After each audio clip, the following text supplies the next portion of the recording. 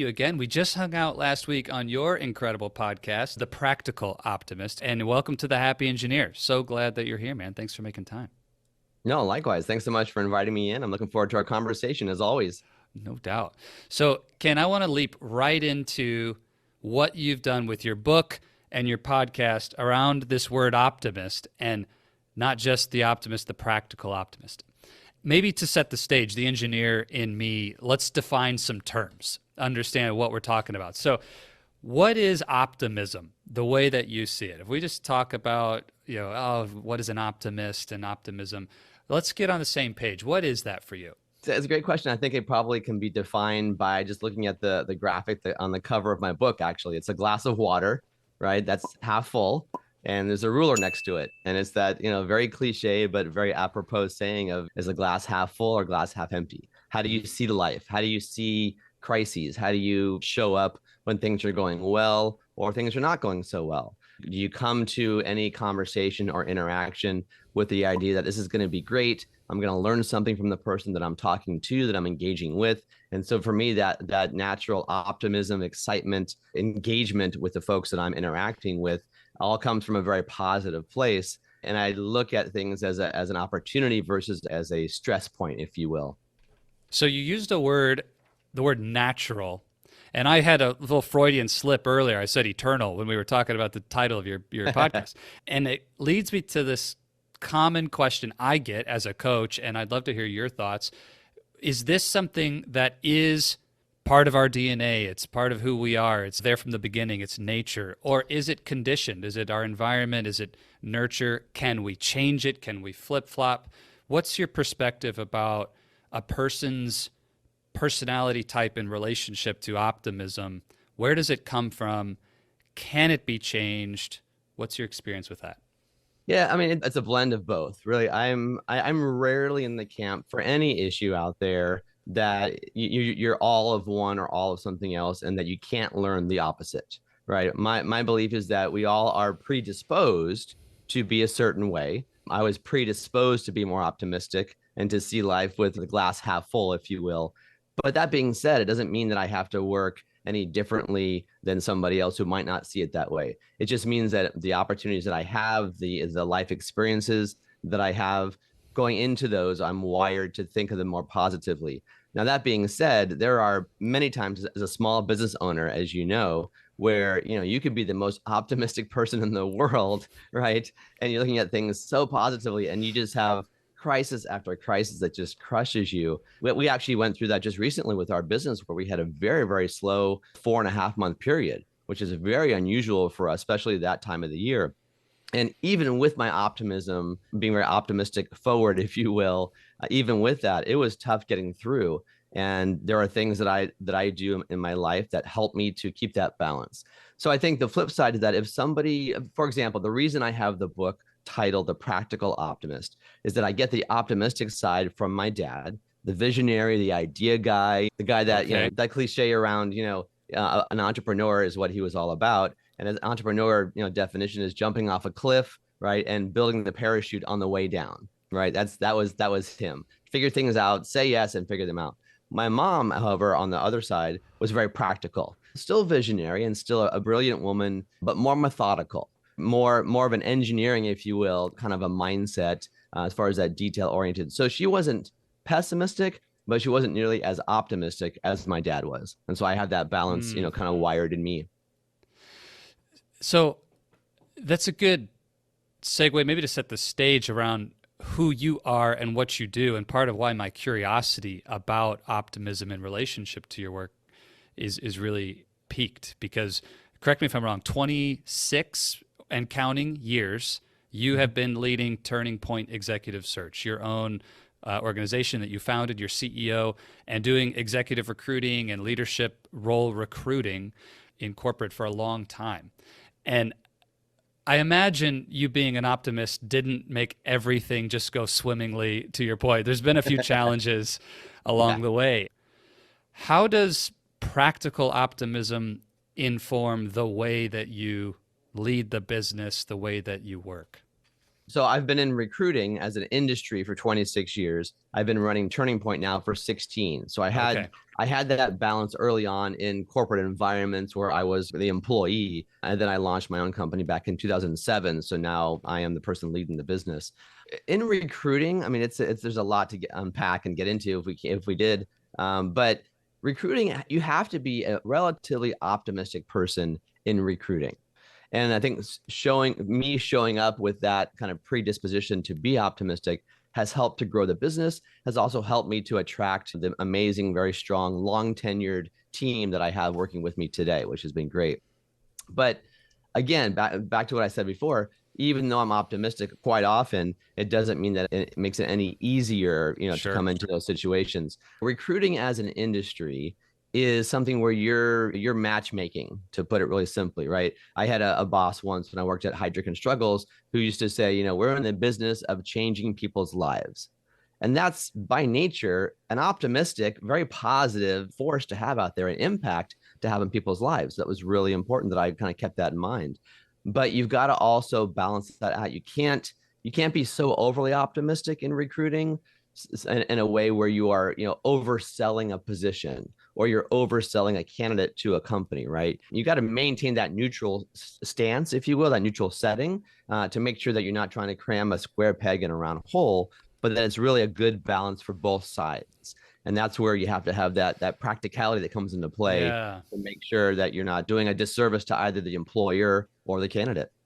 So, Ken, the engineer in me relates to this because I'd say, on average, if we're painting with a broad brush, most engineers get labeled or categorized as being a bit more skeptical, critical, negative, pessimistic. Things won't work. We can come up with a lot of reasons why things won't work. We're quick to tell you all of the faults and flaws in your designs.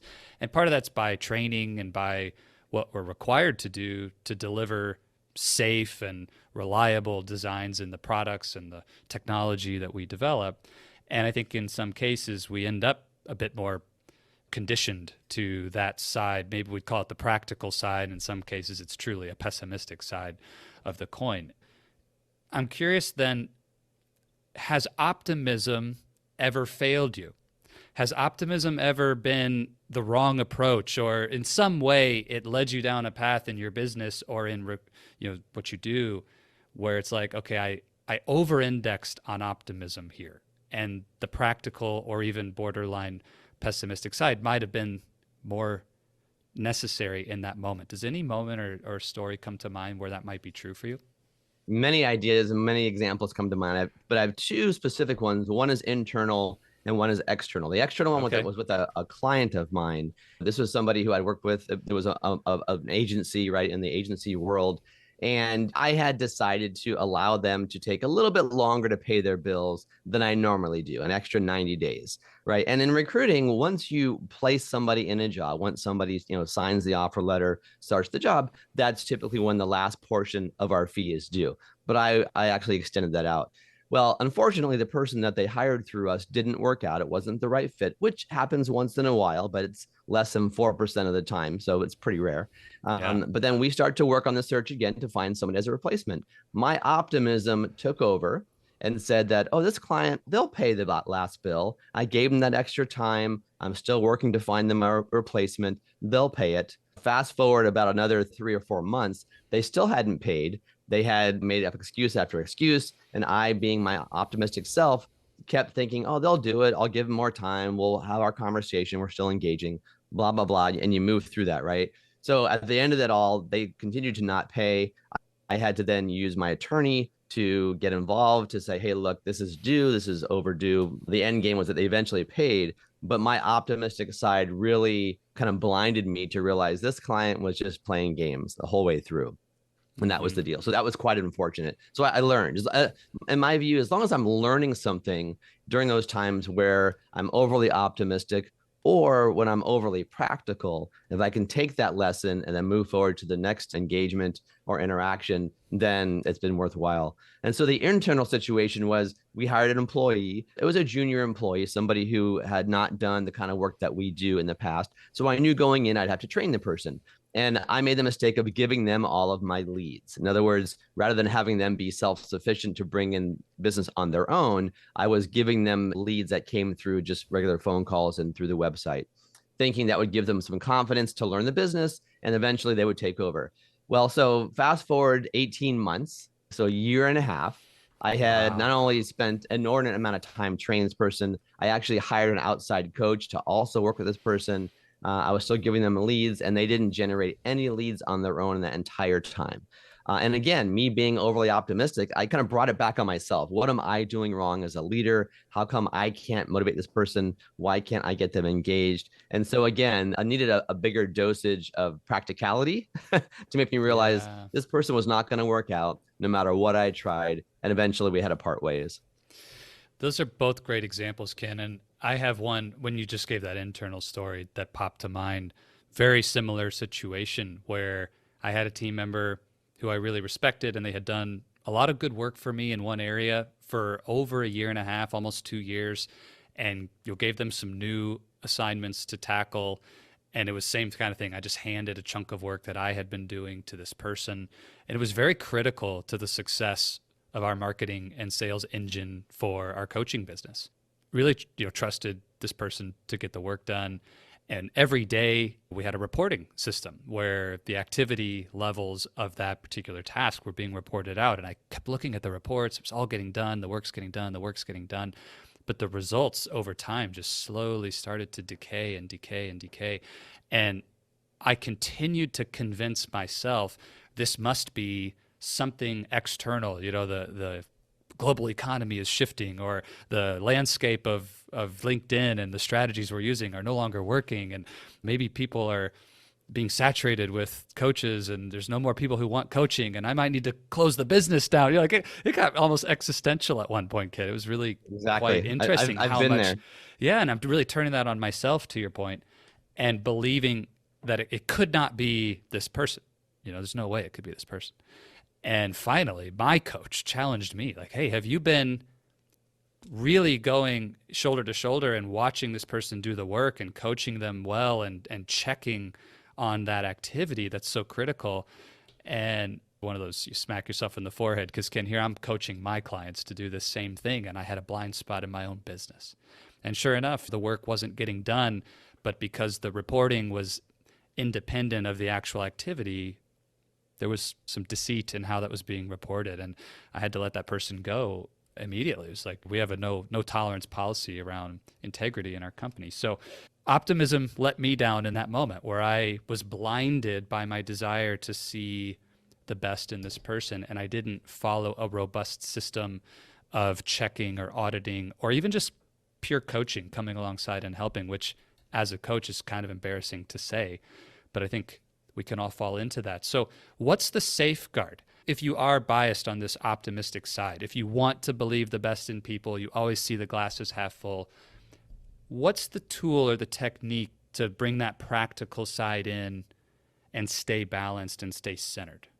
The single biggest thing that you can do and that I do is surround yourself with a wonderful ecosystem of support, right? And it's both an internal ecosystem in terms of your employees and other executives if you're running a larger organization or a large department or a large company, that internal ecosystem, but also externally. I actually have a chapter in my book that talks about how it's kind of lonely at the top when you're running a department, or especially if you're running a company, right? Where you could be very, very close to your team, but they're only going to be so candid and so honest to a certain point. At the end of the day, I'm the one running the company. I write the paychecks, right? I'm doing all this, making these decisions, and I have a great relationship with my team. But I realize that there's always going to be a little bit of a filter there, no matter what. So having that external ecosystem is really important to bounce ideas or concerns or questions off of people, especially if I'm very fortunate in that I've built my own ecosystem both inside the recruiting industry and also outside.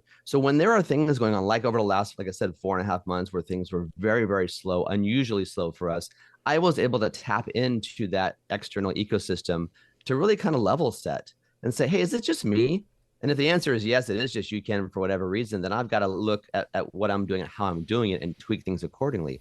But that time frame was showing the same kind of slow activity among pretty much all of my peers out there. So having Mhm. that external ecosystem to benchmark and level set to bounce things off of, that helps me to kind of stay a little bit more grounded and a little bit more realistic as well, and not get overly pessimistic when things are down, or overly practical or overly optimistic as well. You've got to, in some form or fashion, have that sounding board. I call it my quasi advisory board, Yeah. where these are leaders, these are executives that you really respect, that have done a lot of work themselves, and they have their own self-awareness, just like you have your self-awareness, and you're balancing those two to figure out how to get through it at whatever issue or crisis you're happening to be going through at that time. hmm I think this is something engineering leaders really struggle to create. Maybe within their own organization, they might have a mentor or two, some people that they look up to. Occasionally, I'll meet an engineering manager or director who's done a great job building this advisory board or external ecosystem. But most of the time, Ken, it's a big gap, especially for those newer engineering managers who haven't really gotten to a point where this becomes critical yet. And for me, this is where coaching is a huge asset. When you have that external coach, somebody who can help you read the label on the outside of the bottle that you're stuck inside. You just say, hey, like, hey, this is Great. what's really going on for you. So Yeah. And I have a coach also, just in I've been married to a therapist for 31 years, so communication is certainly not an issue for me, right? I used to joke, I was my wife's only client for many, many years. Now I'm still one of many, though. And I think, I don't know if optimism and transparency necessarily go hand in hand, but for me, transparency is really important, both with my team in terms of what's happening in the business, what's going on. I don't wear my emotions on my sleeve, but I'm very transparent with them. And the same with that external ecosystem that I'm talking to. But I really try my best to normalize things. Some people think, "Oh, I don't need a coach. That means that I'm broken or something is wrong." Quite the opposite. If you have the self-awareness and the personal confidence to say, I need and can use a coach, and I know it's going to make me a better engineer, a better CEO, a better whatever it might be, then kudos to you. Then you are going to definitely surpass others around you if you enlist the support of an executive coach like yourself that can really help to elevate you to the next level, but also help kind of shine a light on some of your blind spots. And that's what I think is yeah, fantastic about coaching. well said, Ken. One of the things I always I think this, I never say it because it would not help to say it, but I get told a lot of times, especially on social media and other places, hey, thanks for your content or thanks for reaching out, but I don't need a coach. And I always think to myself, man, that's the person who needs a coach more than any other person I'm coaching right now. But the fact is, they're not ready for it. They don't want to receive it. And I'm Right. totally fine with somebody saying, I'm going to choose not to have a coach. I don't want a coach right now. And it's intentional and it's conscious. But when we immediately close our mind to, I don't need a coach, for me, I just think of people like Jim Rohn and Tony Robbins and Bob Proctor and Zig Ziglar and the greats of these spaces, and all of them who worked with leaders and still who are the most successful in their domain, the top athletes, the top entrepreneurs, the top executives, those people who don't need a coach, they're already at the top of their game, all have one. So if you're an engineering manager, don't tell me you don't need a coach. If you don't want one, that's fine, but we all can benefit from it. So Exactly. Ken, Yep. that said, let's hit the other side of the coin really quick. I mentioned engineers are, if we had to pick, they're probably biased towards the practical, if not even pessimistic side of this coin. So, what's the way to bring ourselves toward a more optimistic or balanced practical optimism in our leadership style and how we approach challenges and crisis and these things? What's the way to do that? Or should we? Is it even fruitful? What would be the reason to aspire toward that if you're currently on the opposite side of the coin? There's a lot of things that you could do. Certainly, I'm a big believer in a balanced life in terms of work, but also play, having fun with family, those kinds of things. But it also, back to that self-awareness, knowing enough and being willing to admit who you are and what you need is really important. So for me, this is what works for me. I'm a big believer in journaling. And in good times and bad times, I'm spending 15 minutes to half an hour at most every morning journaling. What happened yesterday? What's going on? Things I'm stressed about, things I'm excited about, what have you. That's the first section. The second section is, what did I do right yesterday? Especially if you are predisposed to be a little bit more pessimistic and looking at how things are maybe not going the right way in the grand scheme of things. If you can at least pinpoint 2 or 3 things that you did yesterday that was a good decision, that was positive, that you did well, that you think, wow, I did a great job with that. Whatever it may be, it could be personal, it could be with friends, it could be business related, but really giving yourself that positive affirmation, if you will, and reminding yourself that things are positive, and so are you. And then the third thing I do, the third category in my journaling, is things that I'm grateful for. And again, this is, at least for me, there's so many great things. I'm so thankful about so much in my life, but there are little things like, I live in San Diego. And so I'm grateful for the fact that it's literally 80 degrees here every day for the last 10 days. And here we are in November. Right. So I'm grateful for that. I love having a very large display on my house for Christmas. This is end of the year for when we're recording this. And I do one of those kind of crazy Christmas houses. Yes. And so I wrote in my journal, I'm grateful for, for my creativity. I don't always work with my hands very often in recruiting, but when I do this stuff, I get to create decorations. So small little things that remind you of what you did well, and then small things that remind you of what you're grateful for. That's what helps me kind of maintain, if you will, that optimism. I don't think it's going to convert somebody who's naturally pessimistic into all of a sudden being an optimist, but there's so much crap going on in the world every day, all the time, right? It's easy to get down. It's easy to feel bogged down by all the world events out there. But if you think about what's going on in your world and your family, your friends, whatever it might be, and take note of that every day, that really helps. For me, it helps to jumpstart my day with that positive mindset going into whatever is going to be in front of me for the next 24 hours. Good. At least I start off with that positive mindset. A good addition to a journaling practice to add, what did I do right yesterday? I actually just released an episode in a training around gratitude for the Thanksgiving holiday here in 2023, and a big fan of gratitude journaling. That's pretty common to talk about, and took an engineering lens on that. It was a really fun episode to deliver. But this idea of what did I do right, that's a great thing. And as a coach, I remind my clients, when you meet somebody, you're not meeting them, you're meeting a conditioned mind. And people have their paradigms and their mindsets and their worldviews and their beliefs. And so much of our life is happening on autopilot and subconsciously, and we're not always actually paying attention. And so just to start bringing that conditioning little by little, I think you're wise to say, don't expect a day of gratitude journaling or writing down what you did right yesterday to change you into an optimist.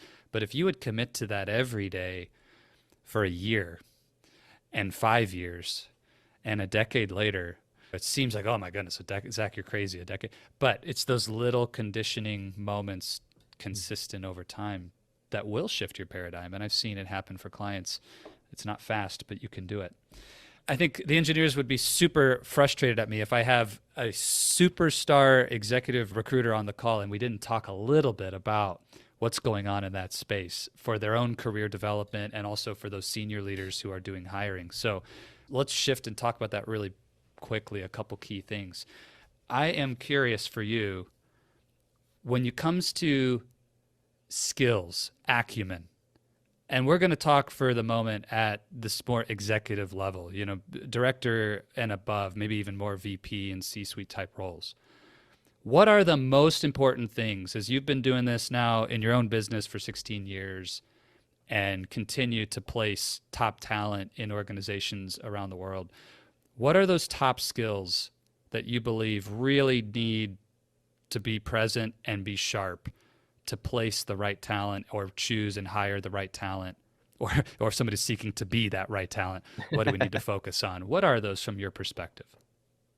Yeah, it's interesting. When you first start off your career, right? We call them, early career professionals, right out of school or out of a grad school, whatever it might be. The technical aspect of who you are as a candidate, as an employee, is really important. What do you know? What are the facts, the figures, the processes? That's really important.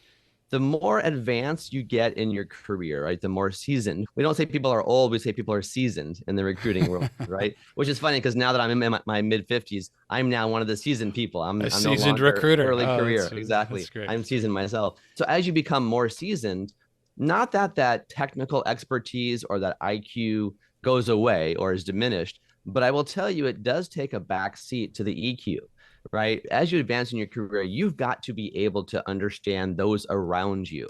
You've got to be able to understand how to read a room, whether you're pitching a new budget or an increased headcount or a new tool, a new platform, a new technology, whatever it might be. You've got to be really aware what's happening around you. And having that emotional quotient, that emotional wherewithal to know what's happening and how to approach a situation, it becomes very, very important.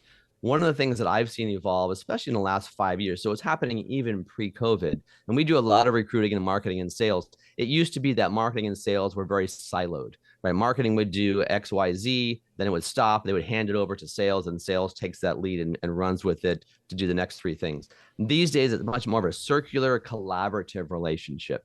Marketing and sales have got to be together. And if they're not, there's going to be something broken along the way, or product development is going to be sent on a goose chase to create something that makes no sense at all for the actual customers. The same thing is happening over the last 5 to 7 years with technical individuals, with the IT side, the engineering side. It's important to have the technical skills, don't get me wrong, but having the ability to collaborate. IT folks and engineers and software developers, they really should be talking to sales and marketing.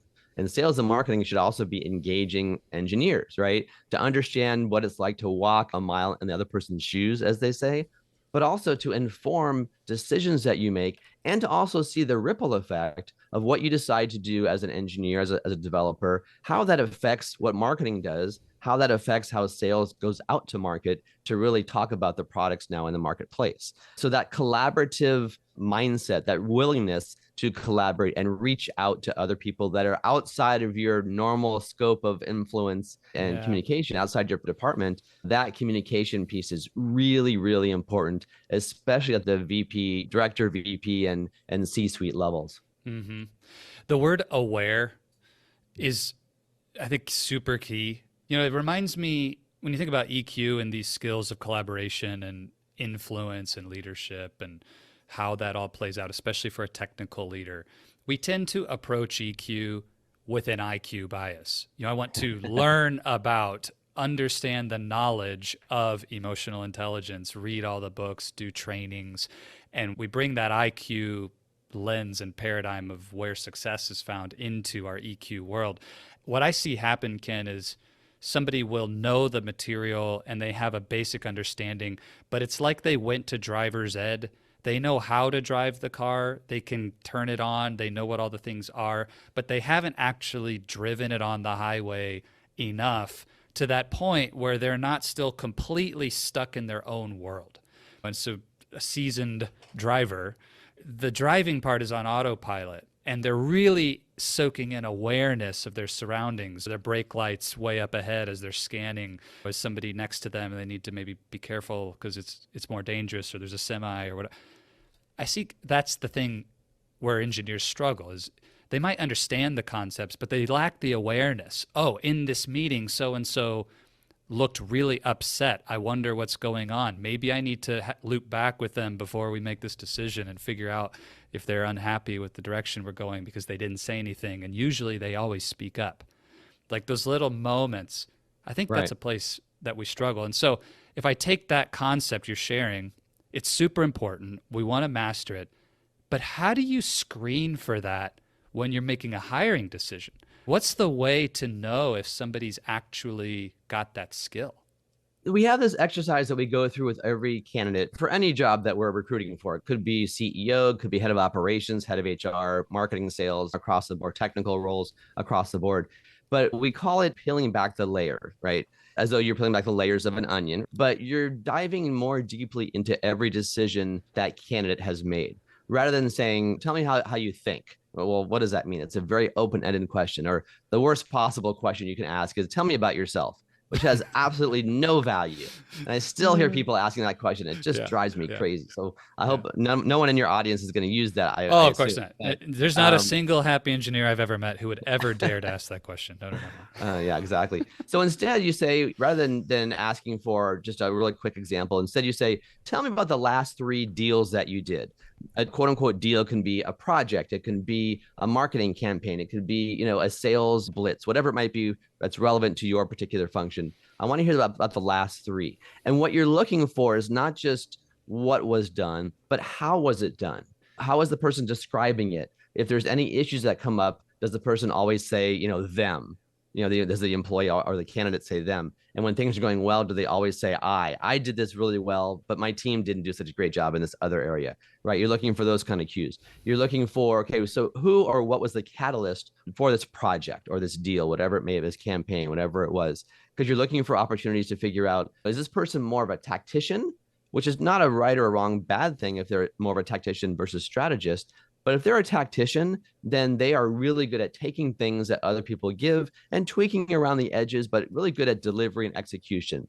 If instead they say, yeah, well, I had this idea, or I was kind of confused about this, so I brought it up to my CEO or my CTO, and we decided to go this route and try this project and see how it played out. Now you're talking to a more of a strategist. It's somebody who thrives in being creative, who's not shy about bringing ideas to the table, even to their superior. So peeling back each layer and asking more in-depth questions about those 3 deals or projects, Yeah, whatever they might be, that really helps quite a bit, because you're getting a good sense from that employee, from that candidate, how they think, how or if they utilize their ecosystem around them. What do they do when things get difficult and things are challenging or not going the way that you thought they might go? How are they approaching that? What do they do to persevere and push through that? So those are the things that we're looking for when we're actually screening yeah. candidates for those positions.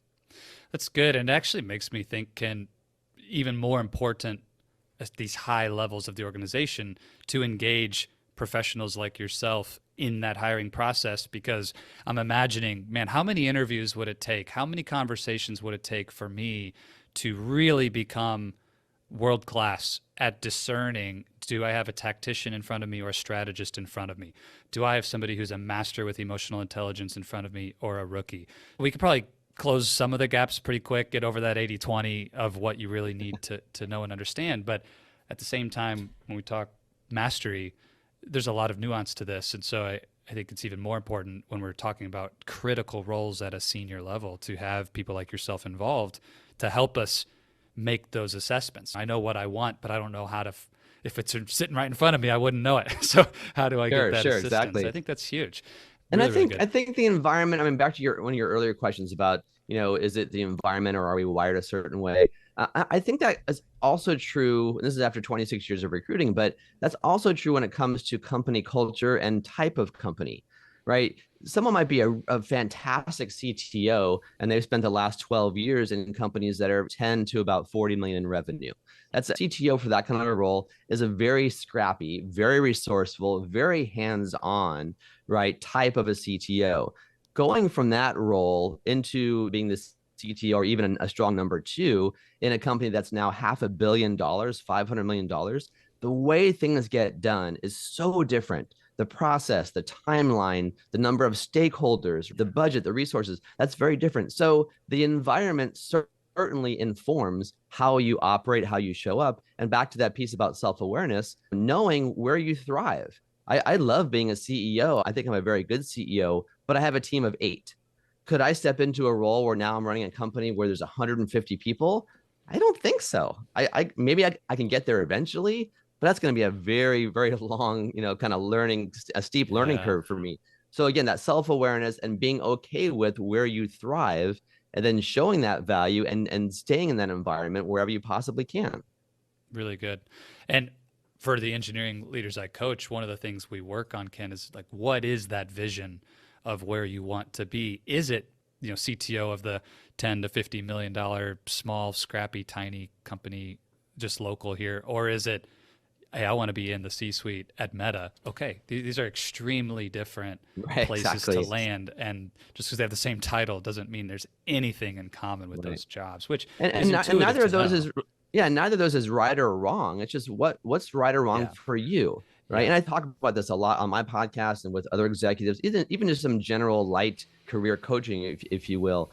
It's really important to understand that you don't have to be a leader to be impactful. You don't have to lead a team to be impactful, right? You don't have to have people reporting up to you to make a difference. There are so many amazing individual contributors who are leading in way of how they do things, their process, how Yeah. they think, right?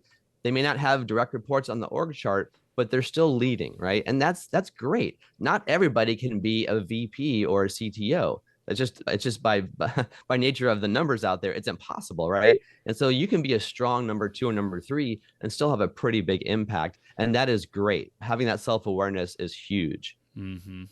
I could tell you there's a lot of engineers who actually really crave that job, but they feel pressure that you need to go become a people leader because that's where the big money is, or that's what everybody else says is significant or important to do. So I really appreciate you sharing that. Last thing on this point, Ken, before we wrap it up for today, I hear a lot of people present with a mindset that they're just going to do great work, let their work speak for itself, and wait for a call from Ken or a LinkedIn message from Ken when that great opportunity to make it to the next level is presented to them. And things just keep happening and they're just going to keep doing good work and they don't plan their career at all. What would be your perspective or response to a person with that mindset? Stop. Okay. Stop having that Stop. mindset. And Exactly right. delete. Okay.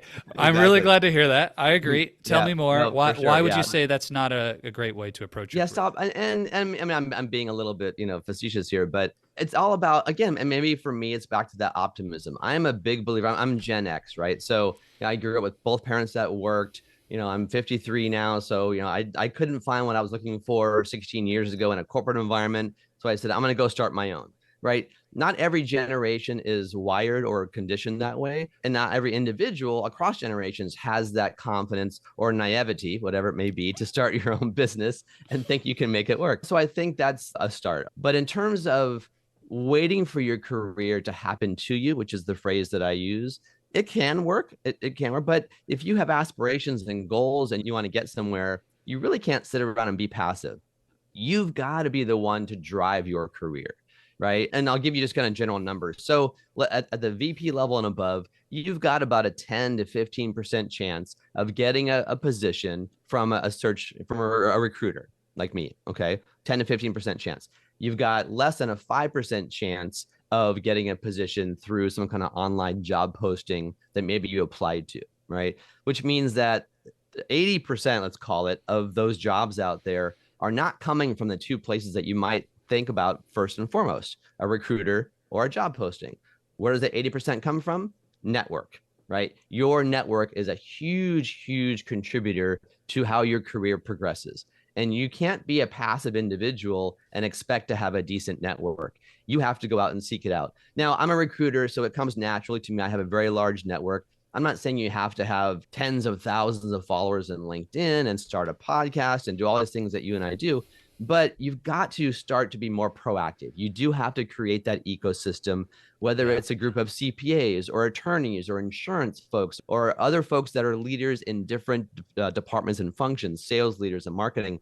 Those are the folks that you're going to be relying on that will have your back, that will keep you top of mind when they hear about an open position, either at their company or elsewhere. And that's where that 80% of the other jobs comes from, is from your network. And again, that's not a passive endeavor. That's a much more proactive endeavor. So that's what I would recommend. That's why I kind of joked and said, stop thinking you're just going to get a call from me. You might get a call from me, but I have hundreds of thousands of people in my database, and we complete about 20 to 25 searches every year. So, do the math, right? The odds are slim. So you've got to go out there and create that network and rely on that network and help the network out. It can't be just a one-way street, right? It's got to be you're going to help them and hopefully they're going to help you, and you can add value both ways. So good.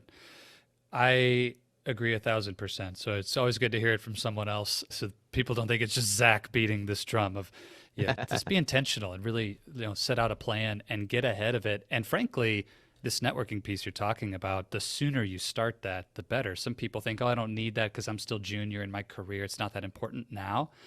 But yeah, in 10 years, those people you're building a relationship now might be the people who you are hiring or who are hiring you. And so keep those relationships strong. You never know when. Yeah, and keeping it need it. consistent. I mean, I'm amazed at how often over 26 years of recruiting, I hear this phrase all the time over all those years from very senior executives that find themselves looking for work. Either their company got sold or it was a layoff or restructuring or whatever it may have been, right? And they say, God, I wish I didn't let my network get stale. Because and you understand that when you're working 10, 11, 12-hour days, the last thing you want to do is go to a networking event or talk to somebody that's at a different company that's one of your peer advisors. And you don't have to spend 10 hours a week, but carve out 1 to 2 hours a week if you can. Maybe start with 1 hour, start with that, and have some kind of a networking type conversation with somebody that's not in your company that is going to be a resource for you and that you can help out as well. Start with 1 hour a week. That way, if you do find yourself in job search mode in transition, then you're not starting from scratch. So good. Ken, tell us where to find your book, your podcast, and if anybody does need help on executive search, everything about you and to follow up with you, learn more from you, where can people get connected with Ken? What we do as recruiters, a lot of great articles and blogs, book information, as well as the podcast. It's all on our website, which is just turningpointrecruiting.com. I'm also very, very active in LinkedIn. So we have a company page, we have a group, we have all kinds of things. Just Ken Schmidt Recruiter is who I am on LinkedIn as well. And I'm always happy to be a sounding board. If anybody has any questions about career progression or trying to overcome this or that in their current role, I'm more than happy to listen and be a resource and help out wherever I possibly can. Brilliant. I'm speaking to you, Happy Engineer, for just a moment. Go check out The Practical Optimist, the book, and the podcast. Wherever you're listening to this, just jump over, search Ken Schmidt or search The Practical Optimist. You will find it. Give it a follow. Give him a rating. Listen, you're going to love what you hear there. And of course, shameless plug, I'm excited for our episode to drop, Ken, on your show. Exactly. Me too. A great conversation. And also, for the first 3 listeners who shoot me an email with The Practical Optimist in the subject line and your address where you want the book shipped to, I'm going to send you a free copy of Ken's book because it's that good. I want you to get a copy. So Zach@oasisofcourage.com, shoot me an email, and I'm going to send you a copy of Ken's book. So don't delay. Grab your phone, shoot me that email right now. And Ken, let's land the plane. Thank you again for bean here. This is so interesting. I mean, we could go all day, I'm sure. But this has been excited, great. Thank you. Excited to hear your perspective as we wrap up. You know this extremely well as a recruiter, how important it is to ask great questions. Questions lead, answers follow. And if we want better answers in life, in our career, in business, we need to ask ourselves better questions. So what would be the question that you would lead the Happy Engineer with coming out of this conversation if they want better answers in their career and life? I think it comes back to self-awareness. What do you want is the question, but why do you want it is the bigger question. Do you want the prestige and the credibility of being a CTO? Again, this is not a judgment. It's just, it's not a right or wrong. It's what are you looking for? And then are you willing to do what it's going to take to get to that point? So that's a big question. It's not just what you want to do, but why do you want to do it? It's easier as you progress through your career. In your early 20s, you don't really know what you want per se, or you don't have enough experience at that point to say, oh, I've done this, I don't like that, and I do like this. As you progress, keep track of that. And I would say the question to ask yourself on a regular basis is, what am I learning? What am I adding to my personal and my professional repertoire that will help me going forward? A great way to kind of work this out as far as the mechanics go is your resume. People typically only write a resume when they are in job search mode. Oh man, I got to sit down, write this out. What did I do 10 years ago? What was that role that I had over there? And it's a pain, right? Your resume should be a live working document.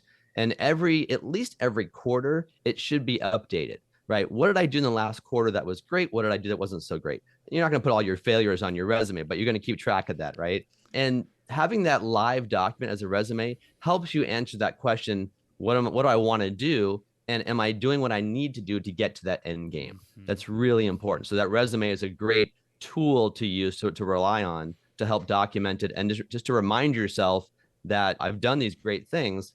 What's next? You know, Pure gold. What do you want? Why do you want it? Ken, thank you again for being here with the Happy Engineer, your generosity, your wisdom today. This has been awesome. We'll have to do it again sometime down the road. And good luck. Hope those 4 months of slow are behind you, and things pick up quickly from here, man. Thank you, Zach. They definitely are. I appreciate that. So perseverance is really important. Everybody keep that That's in right. mind. That's right. Don't give up. We gotta Exactly. Don't give up. Yeah, no, it's been great. Awesome. Thanks, Zach.